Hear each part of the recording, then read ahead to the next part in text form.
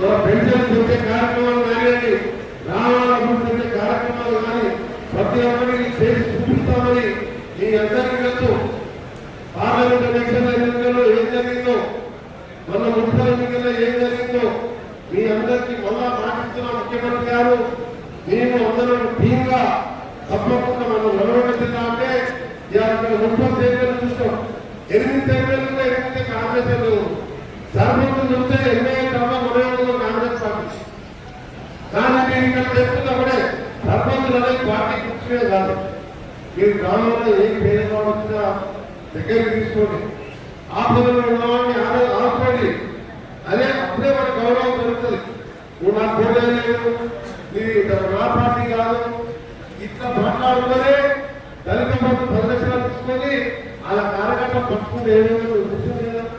అందుకే మనం ఇప్పుడు కూడా మన వారైతే దగ్గర కూర్చోబెట్టుకుని మంచి గౌరవం మాట్లాడండి అని కానప్పుడు ఎవరు వచ్చినా ఏ పార్టీ కోటేసినా ఆయన పేదవాడు వస్తే న్యాయం చేయడం మన బాధ్యత.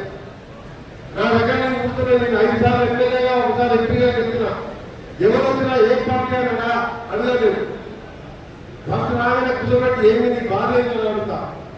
నా కోర్టు సీట్లు వచ్చి పైసలు కట్టాలంటే కట్టేది ఏ కూడా అడగలేదు, ఏ కులమని అడగలేదు. నా కొడుకు నా పక్క చచ్చిపోయి నా పిల్లలు చదివించాలని సాయం చేస్తాను. పార్టీ అడగలేదు ఎప్పుడు. ఇలా రోజు 1000-2000 మంది ఇద్దరికైతే ఉండలేదు. అందుకనే మీ నాయకులు కూడా ఒకటే చెప్తున్నా, మనం ఎన్నికలు ఇస్తున్నాం, రాజకీయాలు చూసుకుంటాం. తప్పకుండా ఇంకా 5 ఏళ్ళు కాదు, 10 ఏళ్ళైనా 15 ఏళ్ళైనా తెలంగాణ కాంగ్రెస్ పార్టీనే అధికారంలో ఉంటుంది. మీరు ఏ ప్రభుత్వం పట్టుకుంటుంది అక్కడ పార్టీ లేదు. ఇక్కడ టీఆర్ఎస్ పార్టీ అనేది లేదు. ఇక్కడ ఉంటే పార్లమెంట్ ఒక్క పార్లమెంట్ వచ్చిందా? మరి అప్పుడు పార్లమెంట్ 2 సార్లు ముఖ్యమంత్రి అయితే నేను రేవంత్ రెడ్డి, ఉత్తమ్ కుమార్ రెడ్డి నామినేషన్ అయితే ముగ్గురు ఉంటుందని చెప్తున్నాం. అందుకే ఎవరు ఉన్నా పోయినా కాంగ్రెస్ పార్టీ మాత్రం దానికి సాగలేదు. కాంగ్రెస్ పార్టీ ఇప్పుడు బతికే ఉన్నది. ఇంకా 10-15 ఏళ్ళు అధికారంలో ఉంటాం.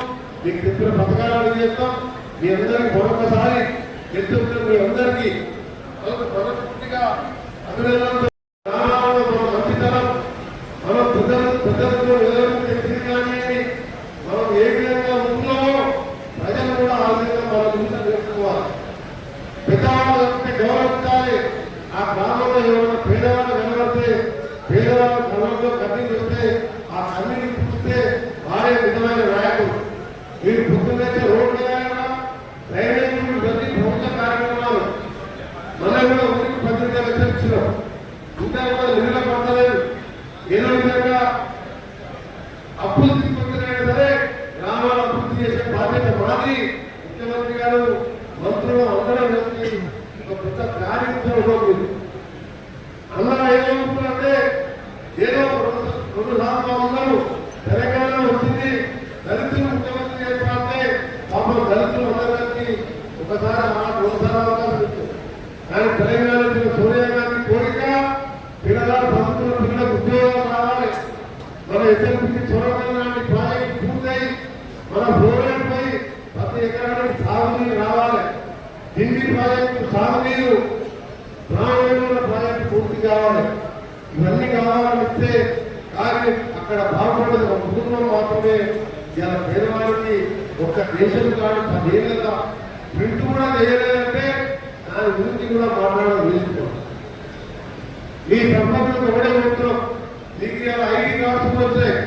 నేను కలెక్టర్ గారు కూడా ఇప్పుడే చెప్తున్నా, మళ్ళీ చెప్తున్నా, ఎప్పుడు మీరు ఏ పనులు సరే కలెక్టర్ గారి దగ్గర నేరుగా రావచ్చు.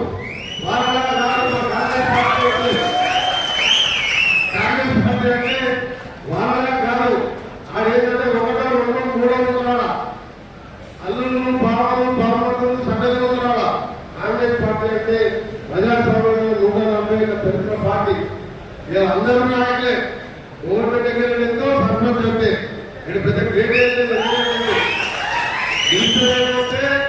ఎన్నిలంటే ప్రజలకు గెలిచిన మీకు శుభాకాంక్షలతో మీ అందరూ కూడా స్వాగతం పడుతూ నమోదు పడడం మా కాన్ఫరెన్స్ లో, అలాగే మా మేయర్ గారి ఆధ్వర్యంలో ఈరోజు ఇక్కడ కార్యక్రమం ఏర్పాటు చేసుకోవాలని కలెక్టర్ గారు రాత్రి 11 గంటల వరకు ముఖ్యమంత్రి గారితో రేపు 16వ తారీఖు అసెంబ్లీ ఉంది కాబట్టి మాది ఆర్ఎంపీ రోడ్స్ చాలా పెద్ద బడ్జెట్.